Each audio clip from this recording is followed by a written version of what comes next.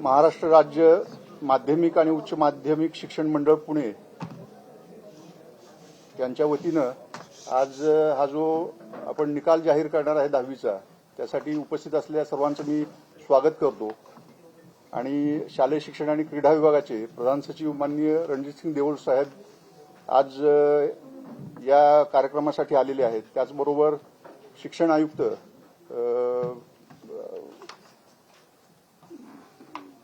आपल्या कार्यक्रमाला आलेले आहेत। आपणा सर्वांचं मी स्वागत करतो। महाराष्ट्र राज्य माध्यमिक आणि उच्च माध्यमिक शिक्षण मंडळामार्फत माध्यमिक शालांत परीक्षा म्हणजेच 10वीची परीक्षा फेब्रुवारी आणि मार्च 2026 मध्ये 20 फेब्रुवारी 26 ते 18 मार्च 26 या कालावधीमध्ये आयोजित करण्यात आली होती।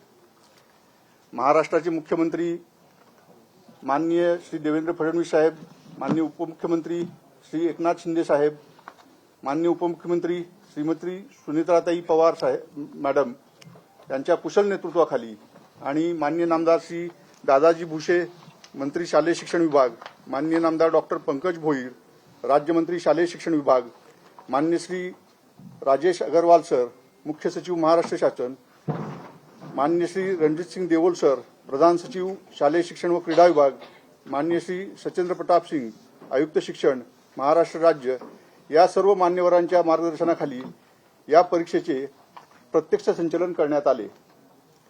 तसेच राज्यस्तरीय सर्व दक्षता समितीचे सदस्य, विशेष पोलीस महानिरीक्षक, अतिरिक्त आयुक्त, विभागीय आयुक्त कार्यालय, शिक्षण संचालक प्राथमिक, शिक्षण संचालक माध्यमिक उच्च माध्यमिक, शिक्षण संचालक योजना, त्याचप्रमाणे जिल्हास्तरीय दक्षता कमिटी सदस्य, सर्व जिल्हाधिकारी, सर्व पोलीस आयुक्त, त्यांचे प्रतिनिधी, पोलीस अधीक्षक, मुख्य कार्यकारी अधिकारी आणि प्राचार्य, जिल्हा शिक्षण आणि प्रशिक्षण संस्था, शिक्षणाधिकारी प्राथमिक माध्यमिक आणि योजना या सर्वांच्या सहकार्यानं ही परीक्षा अतिशय चांगल्या वातावरणात पार पडली। त्याचप्रमाणे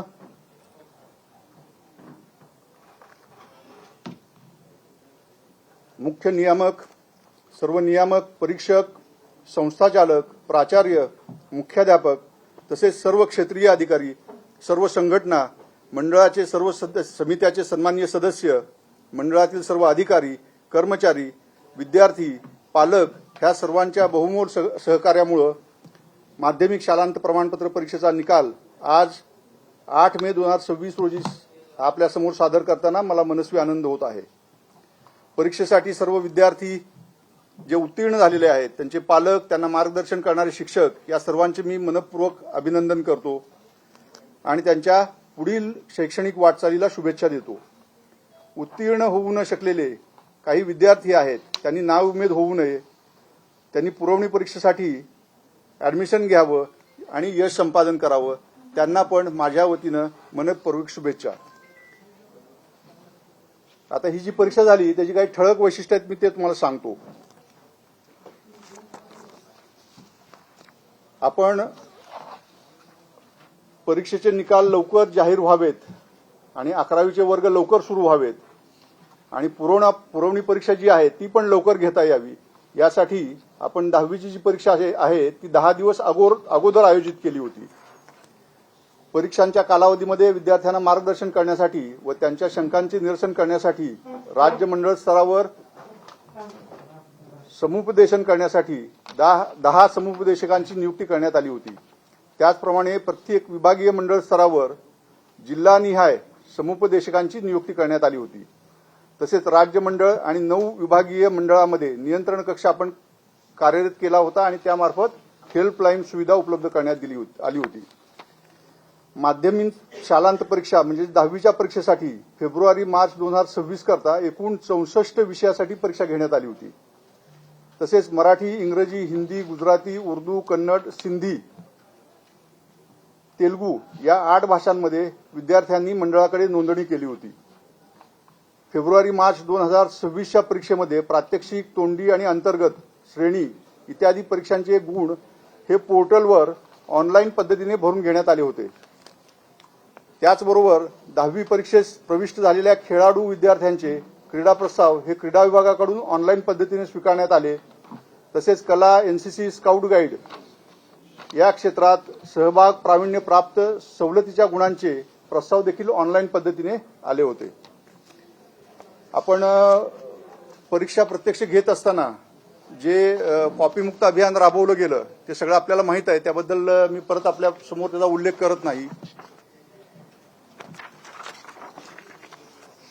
आता प्रत्यक्ष निकाल जो आहे त्याच्यामधल्या ठळक बाबी मी आपल्या समोर सांगतो. या परीक्षेसाठी राज्यातील पुणे, नागपूर, छत्रपती संभाजीनगर, मुंबई, कोल्हापूर, अमरावती, नाशिक, लातूर आणि कोकण या 9 विभागीय मंडळामधून 15,55,026 विद्यार्थ्यांनी नोंदणी केली होती. पण 15,42,472 विद्यार्थी परीक्षेसाठी प्रविष्ट झाले होते. त्यापैकी 14,20,486 विद्यार्थी उत्तीर्ण झालेले आहेत. ही उत्तीर्ण होण्याची टक्केवारी ही 92.09 आहे. त्याचबरोबर या परीक्षेत राज्यातील 9 विभागीय मंडळामधून एकूण 28,825 विद्यार्थी हे खाजगी म्हणजे फॉर्म नंबर 17 भरून प्रविष्ट झाले होते. त्यापैकी 22,003 विद्यार्थी उत्तीर्ण झालेले आहेत. ही टक्केवारी 76.33 आहे. त्याचबरोबर पुनर्परीक्षणार्थी जे आहेत ते 28,867 विद्यार्थी प्रविष्ट झाले होते. त्यापैकी 9,757 विद्यार्थी उत्तीर्ण झालेले आहेत. ती टक्केवारी 33.79% आहे. आपल्याला नोट्स द्यायला लागलेत, म्हणजे डिटेल्स आपल्याला मिळतील सगळे. म्हणजे या परीक्षेत राज्यातील 9 मंडळामधून नियमित, खाजगी, रिपीटर्स सगळ्यांनी मिळून जी नोंदणी केली होती ती 16,164 होती. त्यापैकी 14,52,246 विद्यार्थी उत्तीर्ण झालेली आहेत. ती टक्केवारी आहे 90.75. एकूण 9,912 दिव्यांग विद्यार्थी प्रविष्ट झाले होते. त्यापैकी 9,042 विद्यार्थी उत्तीर्ण झालेले आहेत. ती टक्केवारी 91.22% आहे. सर्व विभागीय मंडळातून नियमित विद्यार्थी जे आहेत त्याच्यामध्ये कोकण विभाग टॉपवर आहे. 1 नंबरला कोकण विभाग आलेला आहे. त्यांची टक्केवारी आहे 97.62%. आणि सर्वात कमी निकाल हा छत्रपती संभाजीनगरचा लागलेला आहे. तो 88.41% आहे. एक आनंदाची बातमी अशी आहे की जेवढ्या मुली बसल्या होत्या त्यांची टक्केवारी पास होण्याची, उत्तीर्ण होण्याची ही 94.96% आहे. तर मुलांच्या बाबतीत ती 89.56% आहे. म्हणजे यावेळेस मुलींनी बाजी मारलेली आहे. दोघांचा डिफरन्स जो आहे टक्केवारीचा तो 5.40% आहे. मुलं पास होणं आणि मुली पास होणं त्याच्यामध्ये मुलांपेक्षा 5.40% मुली जास्त उत्तीर्ण झालेल्या आहेत. एकूण आपण 64 विषयाची परीक्षा घेतली होती. त्यापैकी 20 विषयाचा निकाल हा 100% लागलेला आहे.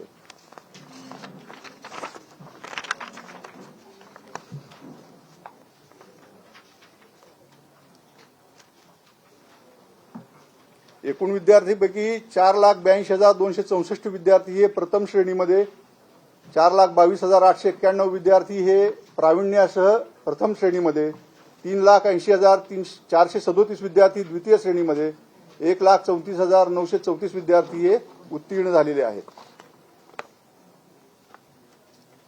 6,612 शाळांचा निकाल हा 100% लागलेला आहे. आणि आपण जर गेल्या 2, 3, 4 वर्षातली 10वीच्या निकालाची टक्केवारी पाहिली तर यावर्षी आपला निकाल 92.09% आहे. गेल्या वर्षी तो 94.10% होता. त्याच्या अगोदरच्या वर्षी म्हणजे मार्च 2024ला तो 95.81% येतो आहे. यामध्ये आता हे आकडेवारी झालेली आहे. तुम्हाला सगळ्यांना नोट्स दिलेले आहेत मी, ते पहा आपण. यामध्ये विशेष गरजा असलेल्या काही विद्यार्थ्यांना सवलती दिल्या जातात त्या आपण देत आहोत. पारितोषिक देत असताना विषयात प्रावीण्य मिळवणाऱ्या विद्यार्थ्यांना देणगीदाराकडून काही देणग्यातून मंडळामार्फत पारितोषिक दिले जातात ते आपण देत आहोत. कला, क्रीडा, एनसीसी, स्काउट गाईड यामध्ये जे सवलतीचे गुण द्यावे लागतात ते आपण शासन निर्णयानुसार दिलेले आहेत. श्रेणी सुधार आणि गुण सुधार योजनेमध्ये सर्व विषयात उत्तीर्ण झालेल्या विद्यार्थ्यांना 3 संधी आपण देतो. त्या आपण दिलेल्या आहेत. जून जुलै 2026, फेब्रुवारी मार्च 2027 आणि जून जुलै 2027 ह्या श्रेणी सुधार आणि गुण सुधार खाली 3 संधी देण्यात आलेल्या आहेत. बेस्ट ऑफ 5चे निकष यामध्ये वापरले. तुम्हाला नोट्स दिले आहेत, त्यामध्ये सगळे मुद्दे घेतले आहेत आपण. हे एटीकेटीची सुविधा आपण विद्यार्थ्यांसाठी लागू केलेली आहे. त्यामध्ये 41,065 विद्यार्थी हे एटीकेटीसाठी पात्र ठरलेले आहेत. गुणपडताळणी, उत्तरपत्रिका, छायाप्रती ह्या सगळ्याची प्रक्रिया ठरलेली आहे. ती आपण आपल्या वेबसाईटवर पूर्ण प्रक्रिया टाकलेली आहे. गुणपडताळणीसाठी अर्ज करायची मुदत ही उद्यापासून आहे. शनिवार 9/5/2026 ते 23/5/2026 पर्यंत ऑनलाईन अर्ज करू शकतात. मंडळानं सर्व सेवा या ऑनलाईन केलेल्या आहेत, त्यामुळे विद्यार्थी ऑनलाईन ऍप्लिकेशन करू शकतात. त्याचबरोबर उत्तरपत्रिकांचं पुनर्मूल्यांकन करण्यासाठी ती पण प्रक्रिया आपण ठरवलेली आहे. त्यामध्ये उत्तरपत्रिकेची प्रत पहिल्यांदा घ्यावी लागेल आणि ती मिळाल्यानंतर पुनर्मूल्यांकनासाठी ऑनलाईन ते अप्लाय करू शकतात.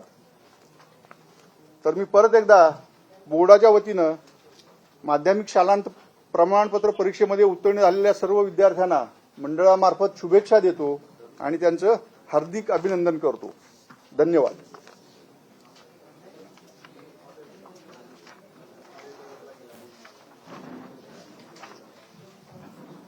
त्यामध्ये एक स्पष्टपणे असं नमूद करायचं आहे की आपण मंडळाच्या वतीनं समुपदेशकांची नेमणूक केलेली आहे. ते सगळे नंबर मी आपल्याला दिलेले आहेत. बोर्डाच्या वेबसाईटवर पण ते टाकलेले आहेत. त्याच्यामधलं महत्वाचं सांगायचं म्हणजे टेलिमानस हेल्पलाईन जी आहे, टेलिमानस हेल्पलाईन 144 14416 टेलिमानस हेल्पलाईन किंवा मनोदर्शन हेल्पलाईन 844-844-0632 म्हणजे 844-844-0632 या क्रमांकावर समुपदेशनाची सेवा उपलब्ध आहे. विद्यार्थी असतील किंवा पालक असतील, त्यांना जर काही कन्सल्टन्सी हवी असेल ते यावर मार्गदर्शन हवे असेल तर यावर ते कॉल करू शकतात. त्याचबरोबर राज्य शैक्षणिक संशोधन आणि प्रशिक्षण परिषद आहे, यांच्यामार्फत 315 समुपदेशक आपण नेमलेले आहेत. त्या सर्वांचे phone number, mail ID, WhatsApp number हे सगळे बोर्डाच्या वेबसाईटवर आपण टाकलेले आहेत. समुपदेशनासाठी म्हणजे बोर्डामार्फत 10 समुपदेशक नेमलेले आहेत, 2 हेल्पलाईन नेमलेले आहेत आणि एससीईआरटी मार्फत 315 समुपदेशक जे नेमलेले आहेत त्या सर्वांची डिटेल माहिती आपल्या वेबसाईटवर दिलेली आहे. त्याचबरोबर मी तुम्हाला गेल्या वेळेला सांगितलं की आपण गेल्या परीक्षेपर्यंत मार्कशीट आणि सर्टिफिकेट हे वेगळे वेगळे छापत होतो. या परीक्षेपासून आपण ते दोन्ही एकत्र एकाच पेपरवर ते येणार आहे. मार्कशीट आणि सर्टिफिकेट हे एकत्र देणार आहोत आणि हा निकाल जाहीर झाल्यापासून 15व्या दिवसापासून ते शाळेमध्ये आपल्याला मिळायला सुरुवात होईल. प्रेस नोटमुळे सगळं दिलेलं आहे तुम्हाला, विद्यार्थी निहाय दिलेला आहे, डिटेल दिलेला आहे तुम्हाला. दुसरा संच पहा. ठीक आहे.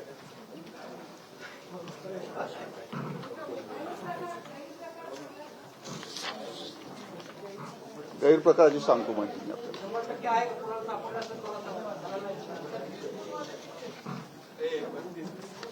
100% जे इकडे लक्ष द्या, आपापसात बोलू नका. 100% जे निकाल लागलेले आहेत,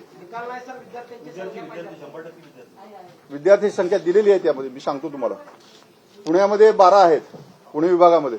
नागपूरमध्ये 3 आहेत, छत्रपती संभाजीनगर 24 आहेत, मुंबईमध्ये 5 आहेत, कोल्हापूरमध्ये 15 आहेत, अमरावतीमध्ये 3 आहेत, नाशिकमध्ये 6 आहेत, लातूर 104, कोकण 7 असे एकूण 179 आहेत.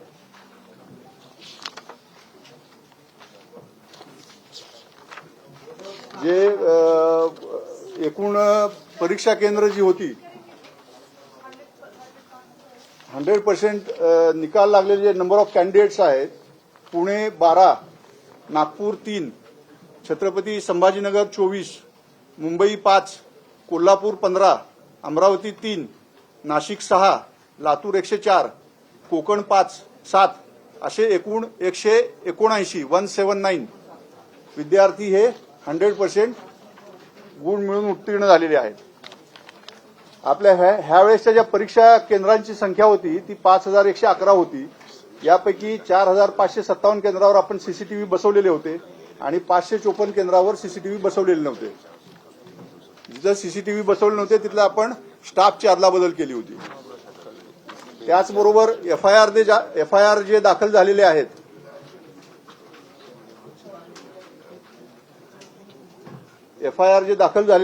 त्याच्यामध्ये पुण्यामध्ये 3 झालेले आहेत, पुणे विभागामध्ये, आणि लातूरमध्ये 1 असे 4 एफआयआर दाखल झालेले आहेत.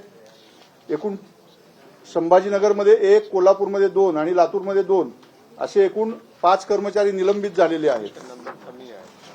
आणि गैरप्रकारांची संख्या जर म्हणाल तर एकूण 402 प्रकरणं आढळलेली आहेत. त्याच्यामध्ये पुण्यामध्ये 42, नागपूरमध्ये 46, छत्रपती संभाजीनगर 71, मुंबई 44, कोल्हापूर 4, अमरावती 67, नाशिक 82, लातूर 42 आणि कोकण 4 अशी मिळून 402 प्रकरणं ही गैरप्रकाराची आढळलेली आहेत. ठीक आहे, तो सुरू करा काउंटडाऊन. सुरू झाली का वेळ? धन्यवाद. 4 बरं, 1-2 मिनिटांनी आपला काउंटडाऊन चालू होईल. त्यानंतर सगळ्यांना ऑनलाईन दिसायला लागेल रिझल्ट.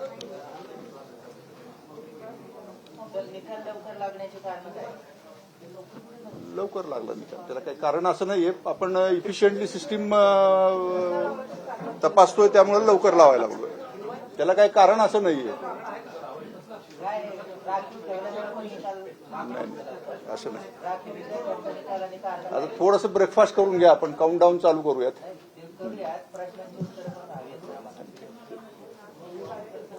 तर सामुदायिक कॉपी मोठ्या प्रमाणावर झाल्या यावेळेस 3 ठिकाणी झाल्या, 4. त्याच्यामध्ये तुम्हीच मागे माहिती दिली होती की 100 पेक्षा अधिक कर्मचाऱ्यांवर आपण चौकशी कारवाई केली आहे. तर प्रत्यक्षात 3च एफआयआर आहे. त्याच्यामध्ये 12वीमध्ये जास्त प्रकरणं होती. 12वीमध्ये जास्त कॉपीची प्रकरणं सापडली. 10वीला ते प्रमाण कमी आहे. ती परवा सामुदायिक कॉपी जर म्हटलं तर सेंटरच मॅनेज आहे तिथे. नाही, असं नाही म्हणता येणार. जी आढळलेली प्रकरणं आहेत ती रेकॉर्डवर आलेली प्रकरणं आपण घेतलेली आहेत. 12वीला जास्त होती, 10वीला सगळेच लोक असतील ना, कमीत कमी 10-15 लोक तर सर असतीलच त्या केंद्रावर. लक्षात नाही आलं माझ्या. 700 विद्यार्थी सापडले मागे, बरोबर.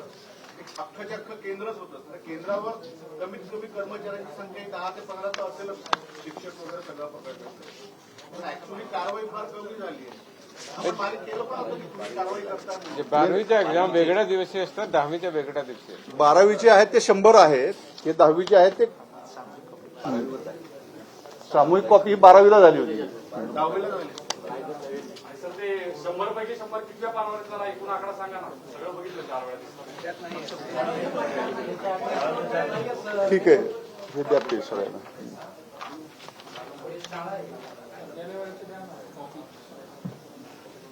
सगळे सेट द्या त्यांना.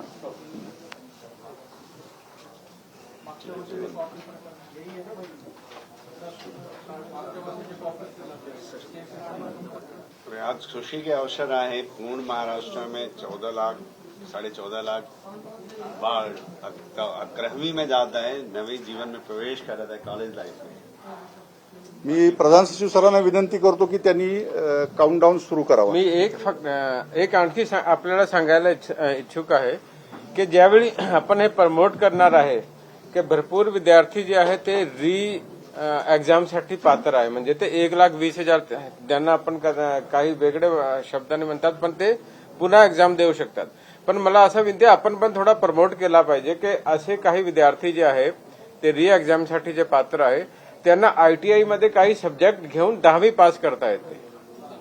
म्हणजे ते आयटीआय मध्ये स्किल डेव्हलपमेंट पण होईल आणि त्यांच्या फ्युचरमध्ये त्यांना उपयोगात येईल. पण ते हे थोडीशी माहिती आपली जी स्कीम आहे ते लोकांपर्यंत कशा जातील ते थोडासा आपण प्रयत्न केला पाहिजे. आणि नाहीतर भरपूर लोक असे आहेत ते 10वी मध्ये आता नाही पुढे जाऊ शकले पण आयटीआय करून आयटीआयचे सब्जेक्ट करून पुढे जाऊ शकतात आणि 10वीचे सर्टिफिकेट त्यांना भेटू शकतात आणि कामामध्ये पण त्याच्या उपयोगात येईल आणि 10वी झाली तर ते थोडा कॉन्फिडन्स पण येईल. तेवढाच एक आपल्याला सांगायचं होतं. खाली सर आपोआप होईल इथं सर सुरू करा. काउंटडाऊन सुरू झालेला आहे वेबसाईटवर येण्याचा.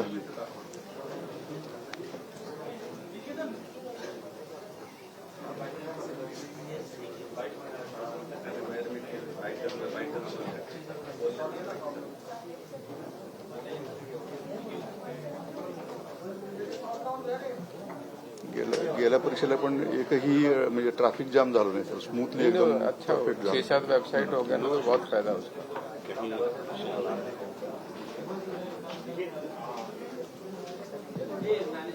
एकदा झालं होतं तेव्हा एकच साईड होती.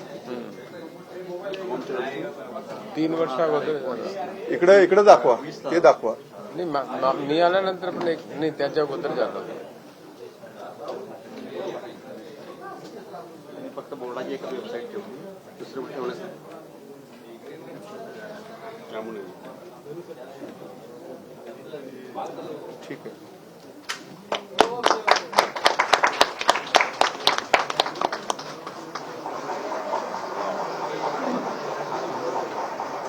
ह्या वेबसाईट आता चालू झाल्या, सर्वजण पाहू शकतात.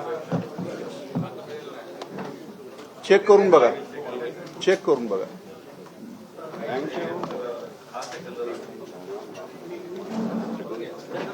थँक्यू. येस, धन्यवाद. तुम्ही सगळे आलात.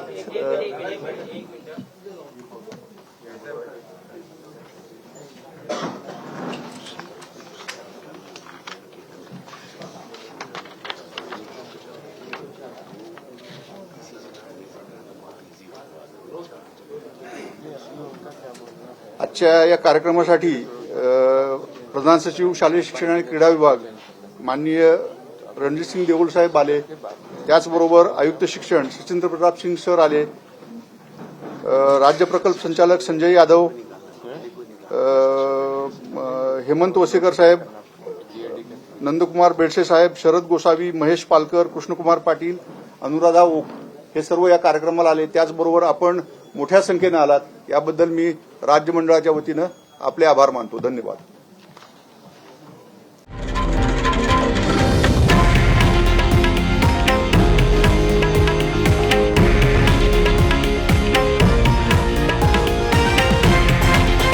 हे आहे देशातील नंबर 1 न्यूज नेटवर्क आणि आपण पाहत आहात TV9 मराठी, एकमेव.